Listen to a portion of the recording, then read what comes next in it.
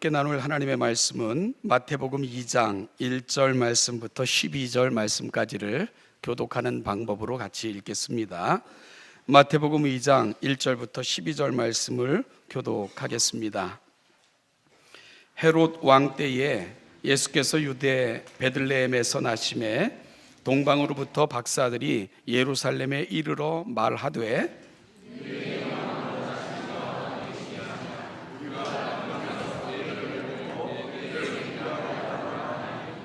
헤롯 왕과 온 예루살렘이 듣고 소동한지라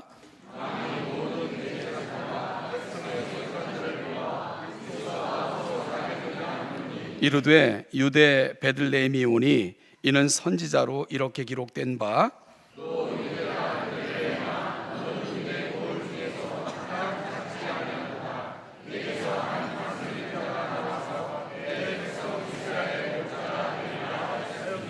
이에 헤롯이 가만히 박사들을 불러 별이 나타난 때를 자세히 묻고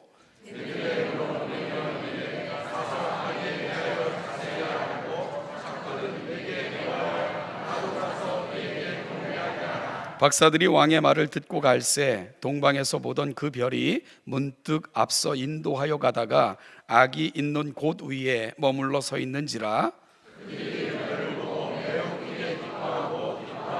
집에 들어가 아기와 그의 어머니 마리아가 함께 있는 것을 보고 엎드려 아기께 경배하고 보배압을 열어 황금과 유황과 몰약을 예물로 드리니라.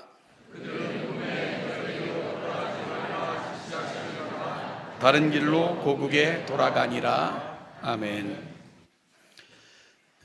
메리 크리스마스. 우리 옆에 분들에게 세상에서 가장 아름다운 미소와 행복한 마음으로 이렇게 인사했으면 좋겠습니다. 외국어로 하죠. 메리 크리스마스 이렇게 좀.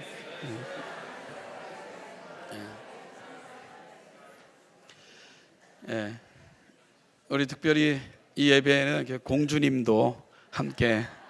아까 아빠가 노래할 때 두 여자가 제일 좋아하더라고요. 어쨌든 우리 사랑하는 모든 가족 위에 하나님의 큰 행복과 기쁨과 감사가 넘쳐나기를 소망합니다. 성탄절과 관련된 일화를 소개하고 있는 두 권의 복음서는 마태복음과 누가복음입니다.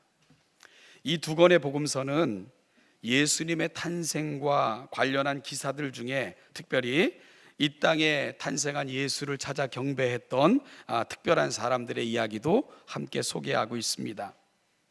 단 이 두 권의 복음서가 전하고 있는 예수님의 탄생을 축하하러 온 경배자들은 전혀 다른 부류의 사람들입니다.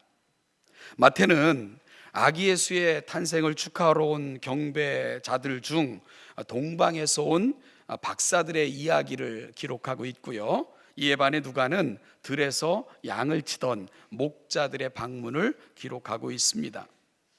이와 같이 두 권의 복음서가 각기 다른 부류들의 방문을 기록하고 있는 것은 마태와 누가가 복음서를 기록했던 그들의 특별한 목적과 관련이 있는 것이지요. 마태복음의 주제는 더 머사이아, 즉 그 메시아, 즉 이 땅에 약속대로 오신 아기 예수는 온 세상의 왕이신 하나님이심을 증거하고자 마태는 그의 복음서를 기록했습니다. 따라서 우리가 마태복음을 읽으면 많은 구약 성경들이 인용되는 것을 발견할 수 있을 것입니다. 그리고 그 많은 구원의 구약의 약속들이 예수 그리스도 안에서 성취되었다는 것을 증언하는 방식으로 마태는 그의 복음서를 써 내려갑니다. 이를 통해서 마태는 이 땅에 오신 예수는 바로 약속된 메시아이시며 만왕의 왕이신 것을 분명하게 밝히고 있는 것입니다. 반면에 누가는 이 땅에 오신 메시아이신 예수님은 모든 이들, 특별히 소외되고 가난하고 헐벗고 낮은 자들을 위해 오신 분이라는 것을 밝히 드러내고 있습니다. 이는 예수님께서 공생애를 시작하시면서 한 회당에서 밝히신 메시아 선언에서도 분명히 보여집니다. 예수님은 이사야 선지자의 예언을 인용하시면서 자신이 감당할 사역을 이렇게 설명하셨습니다. 주의 성령이 내게 임하셨으니 이는 가난한 자에게 복음을 전하게 하시려고 내게 기름을 부으시고 나를 보내사 포로된 자에게 자유를, 눈먼 자에게 다시 보게 함을 전파하며 눌린 자를 자유롭게 하고 주의 은혜의 해를 전파하게 하려 하심이라. 이 땅에 오신 메시아는 온 세상에 미칠 큰 기쁨의 좋은 소식으로 오신 것입니다. 이 은혜에는 아무런 예외가 없습니다. 가난한 자나 부한 자나, 낮은 자나 높은 자나, 여자나 남자나, 어린아이나 나이든 어른이나, 그렇게 하나님은 아기 예수로 모든 이들에게 기쁜 소식이 되시고자 이 땅에 구세주로 오신 것입니다. 마태와 누가는 이와 같이 각기 특정한 관점으로 특별한 관심을 가지고 그의 복음서를 기록함으로 이 땅에 오신 그분이 누구시며 왜 오셨는가를 밝혀주고 있는 것입니다. 이러한 이 저자들의 목적을 달성하기 위해 마태와 누가는 특별한 사람들의 이야기를 포함시켰습니다. 바로 마태는 동방 박사들의 방문 이야기를, 그리고 누가는 들에서 양을 치던 목자들의 방문 이야기를 기록하여 전달하고 있는 것입니다. 그러면 먼저 마태복음에 등장하고 있는 방문자들을 저와 여러분들은 먼저 살펴보고자 합니다. 마태는 동방으로부터 경배하기 위해 찾아온 박사들의 이야기를 전해주고 있습니다. 박사들은 그들 스스로를 동방에서 그의 별을 보고 그에게 경배하러 왔다고 밝히고 있습니다. 그리고 그들이 보고 온 별의 주인공을 유대인의 왕이라고 고백하고 있습니다. 아마 이들의 직업은 점성술사였을지도 모릅니다. 아니면 하늘의 별을 보고 연구하는 천문학자들이었을 수도 있고요. 왜냐하면 그들은 별을 보고 특별한 징조로 여겨 여기까지 왔느라고 고백하고 있기 때문입니다. 당시에 고대 문화와 사회에서는 미래의 이상적인 세계 통치자에 대한 기대가 사람들 사이에 널리 퍼져 있었으며, 이런 위대한 인물의 탄생을 지시하는 별에 대한 사상이 존재하고 있었습니다. 동방으로부터 온 박사들은 이 특별한 징조를 별을 연구하면서 보게 된 것으로 추정할 수 있습니다. 이것은 이 땅에 오신, 이 땅에 왕이 오심에 대한 하늘의 특별한 징조였을 것이며, 예수께서 태어나신 그곳에 비추신 하나님의 특별한 징조였을 것입니다. 동방의 박사들은 그 특별한 징조를 보았을 때 급히 발걸음을 옮겨 그 징조가 머물렀던 곳을 향하여 왔고, 그렇게 그들은 예루살렘에 이르게 되었던 것입니다. 그리고 헤롯과 헤어진 후 그들이 다시 발걸음을 재촉할 때 사라졌던 그 별이 다시 나타나 앞서가며 그들을 아기 예수가 누워있는 그곳까지 인도하게 되었고요, 그들은 그렇게 태어난 예수가 누워있는 구유에 이르게 되었던 것입니다. 그들은 그 별이 머문 곳에 가서 태어난 아기를 보고 크게 기뻐하였고, 집에 들어가 그 아기와 그 아기를 안고 있는 어머니에게 경배했다고 기록하고 있습니다. 그들은 엎드려 아기께 경배하고는 준비한 보배합을 열어 황금과 유황과 모략을 예물로 예수께 드리고는 그들의 고국으로 돌아가게 됩니다. 이것이 마태복음에 기록된 동방으로부터 찾아온 박사들의 이야기의 전부입니다. 마태는 동방으로부터 찾아와서 가장 귀한 예물을 드린 이 놀라운 사건을 소개하면서 들려주고자 하는 분명한 메시지가 있었습니다. 바로 이 땅에 오신 예수는 만왕의 왕이시라는 것입니다. 그분은 약속된 메시아이시고 이 세상의 유일한 위로로, 하나님의 귀한 위로로 오셨다는 것, 마태는 이것을 모든 시대 사람들에게 분명하게 보여주고자 이 기록을 남겨놓고 있는 것입니다. 여러분, 그러면 오늘 성탄을 맞는 저와 여러분들의 모습은 어떠해야 할까요? 오늘 동방으로부터 온 박사들의 모습이 성탄을 맞는 저와 여러분들의 모습이어야 하지 않겠습니까? 그들은 그 먼 길을 마다치 않고 그들에게 가장 소중한 것을 갖고 이 왕을 영접하기 위해, 경배하기 위해 찾아왔습니다. 그리고 그 왕을 보자 크게 기뻐하며 감격하면서 경배의 예를 올리고는 준비된 예물을 드리고 고국으로 기뻐하며 돌아갔다고 그들의 이야기를 마태는 기록하고 있습니다. 그들이 부푼 기대를 안고 그 먼 길을 달려 왕을 찾아왔을 때 그들 앞에 나타났던 현실은 아마 그들의 기대에는 미치지 못하는 모습이었을지도 모릅니다.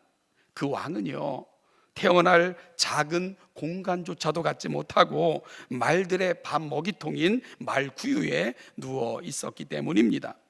특별히 누가복음 2장 12절에서 당시 태어난 아기의 모습을 누가는 이렇게 묘사하고 있습니다. 강보에 쌓여 구유에 누워 있는 아기라고 그 아기의 모습을 표현하고 있습니다.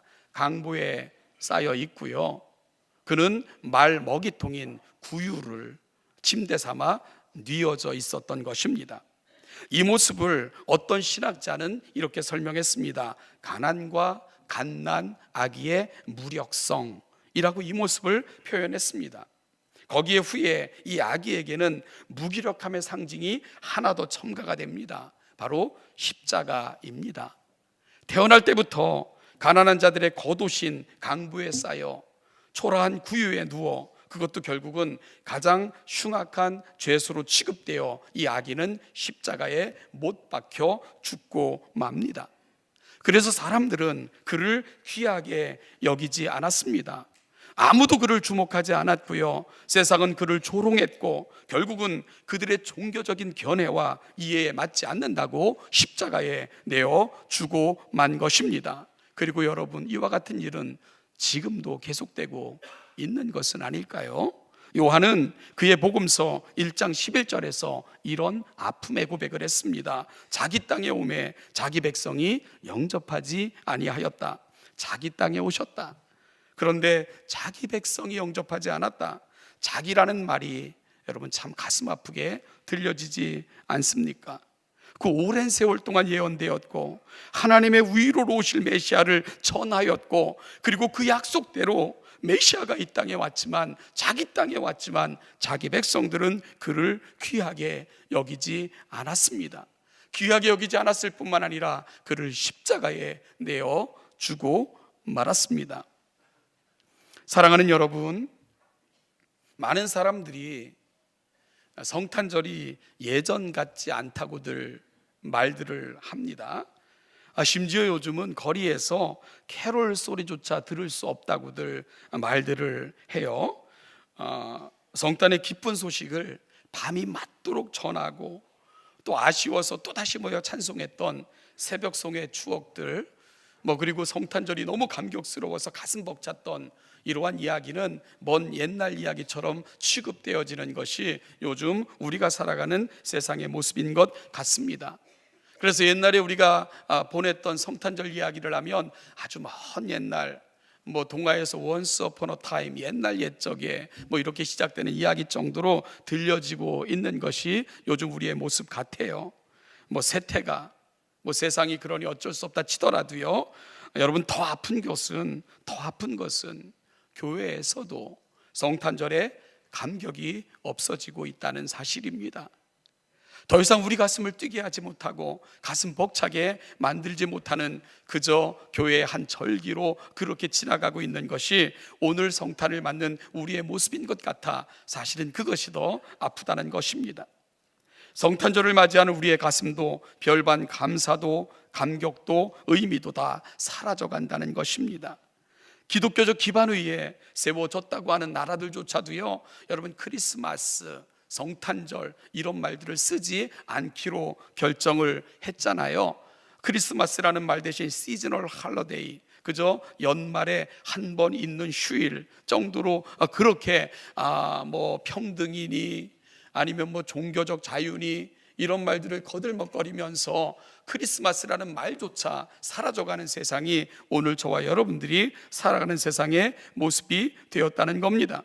성탄절은 그저 한 공휴일, 그저 좀 일상에서 벗어나 쉬는 그런 날로 바뀌어져 있고요, 특별히 연말과 맞물리다 보니까 흥청거리며 보낼 수 있는 한 날로 그렇게 바뀌어져 버린 요즘 우리는 그 현실을 안타깝게 바라보고 있는 것입니다. 그래서요, 자기 땅에 오매 자기 백성이 영접하지 않았다. 여러분, 그것이 그 당시 예수님 오셨을 때 그 시대의 모습뿐일까요? 오늘 우리들의 모습은 아닐까요? 오늘 우리를 보며 느끼시는 하나님의 안타까움은 아닐까? 이것이 오늘 슬픈 우리의 자화상은 아닐까? 이 성탄절 한번 깊이 돌아봤으면 좋겠습니다. 오늘 동방박사들의 그 아름다운 고백을 저와 여러분들이 다시금 회복했으면 좋겠습니다. 여러분, 그들이 도착해 보니까 기대했던 왕은 아니에요. 그는요, 초라한 강부에 쌓여 그리고 말 먹이통에 누워 있었습니다. 그럼에도 불구하고 동방의 박사들은 실망하지 않았습니다. 그들은 그 별을 보고 그 별의 징조가 특별한 징조라는 것을 알았기에 그 앞에 무릎 꿇어 경배하며 가장 귀한 예물을 드리고는 기쁨으로 그들의 고국으로 돌아갔습니다. 동방 박사들의 모습 속에는 예배자가 갖춰야 될 모든 모습이 다 들어 있습니다. 마음의 큰 감격으로 엎드려 경배하며 가장 귀한 것을 드리고 기쁨으로 돌아가는 모습, 여러분 성탄절 오늘 이 자리에 앉아있는 여러분들의 모습으로 그렇게 회복되어지시기를 주님의 이름으로 축복합니다. 둘째는요, 누가가 그리는 성탄의 모습을 살펴보고자 합니다. 누가는 가장 먼저 예수를 영접한 이들로 들녘에서 양을 치던 목자들이라고 전합니다. 베들레헴 주변에서 양을 치던 목자들에게 주의 천사가 나타나 아기 예수의 탄생을 알렸습니다. 천사들은 아기 예수께서 이 땅에 오신 사건을 온 백성에게 미칠 큰 기쁨의 좋은 소식이라고 알려줬습니다. 그러자 하늘에서 지극히 높은 곳에서는 하나님께 영광이요, 땅에서는 기뻐하심을 입은 사람들 중에 평화로다 하는 놀라운 소리가 들려왔습니다.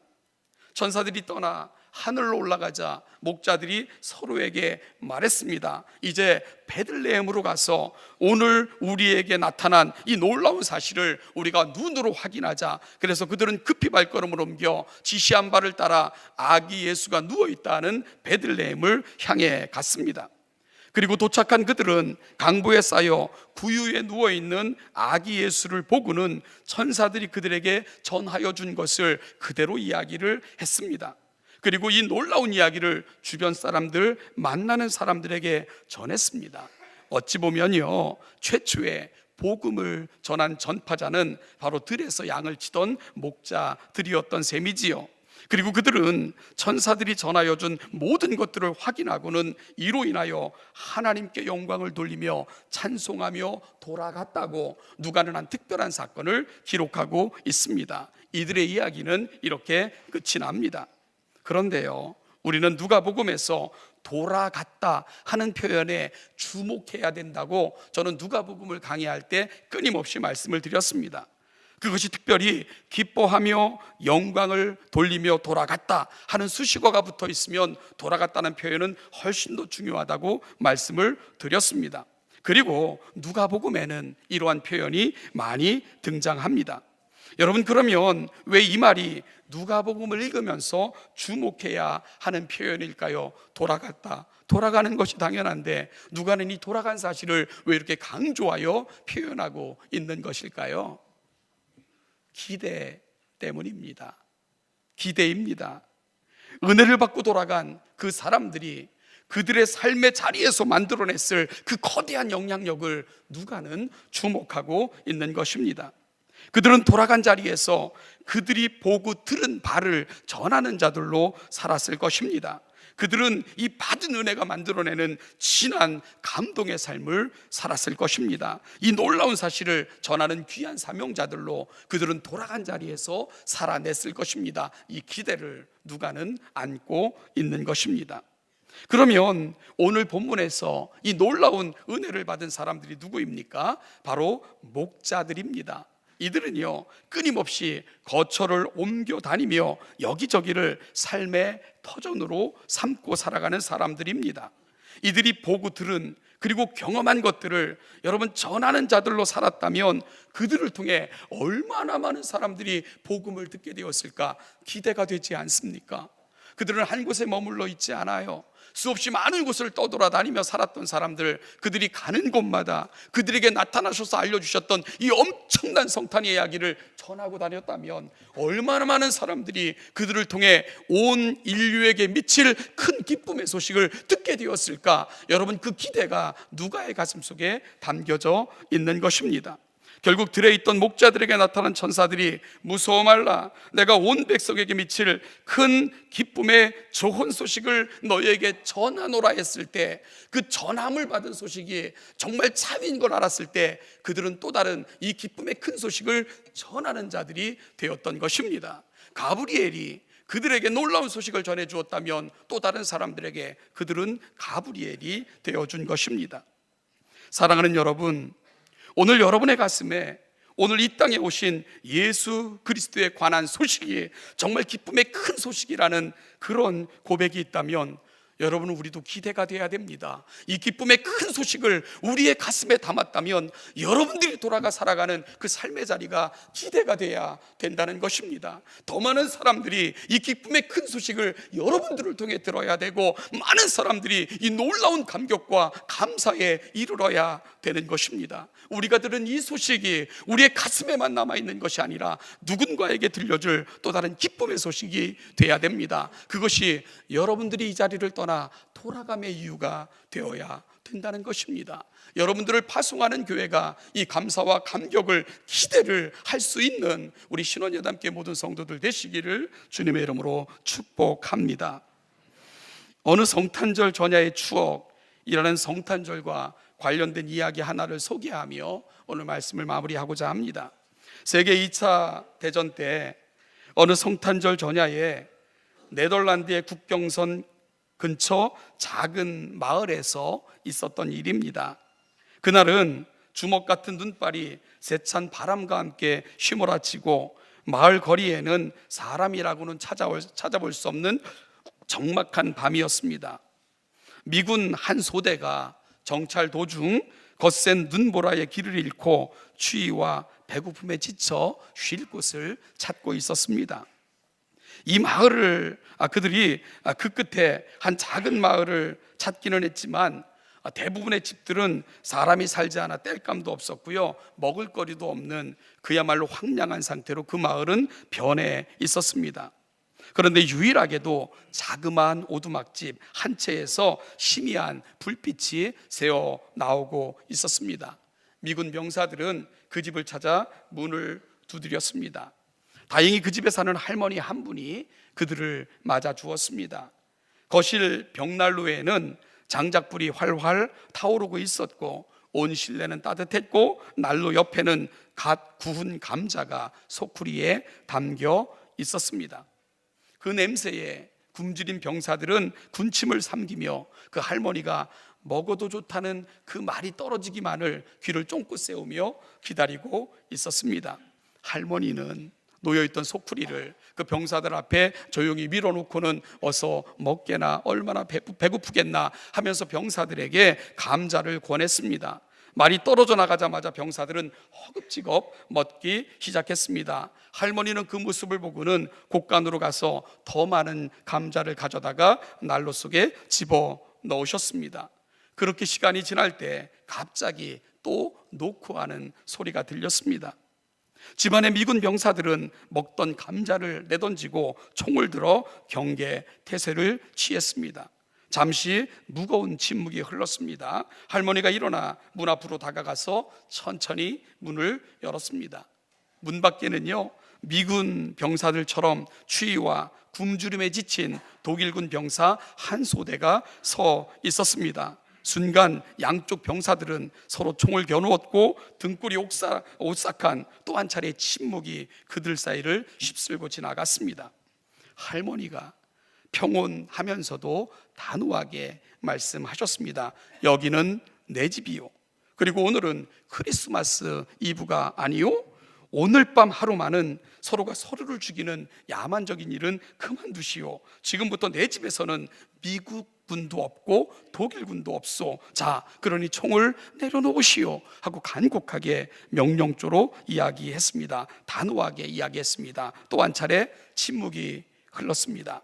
그러나 이번에는 아까와는 달리 저항할 수 없는 그 기운이 흐르고 있는 것을 느꼈고요.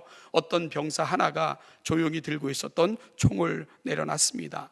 그러자 앞을 다투어 양쪽 군대의 군인들은 총을 바닥에 내려놨습니다.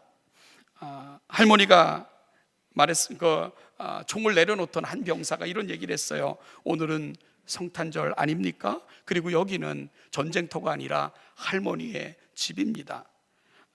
이 말에 양쪽 병사들의 가슴 속에는 고향에 대한 그리움, 고향에서 경험했던 성탄절 그 추억들이 모락모락 가슴에 피어오르기 시작을 했습니다. 할머니의 얼굴에서 고향집의 할머니가 생각났고, 상대 병사들의 얼굴에서는 형제들의 얼굴이 떠오르기도 했습니다. 어느새 그들은 긴장되고 경직되었던 어깨에 힘이 빠졌고요. 총을 꼭 부둥켜 안고 있었던 손도 맥이 풀렸습니다.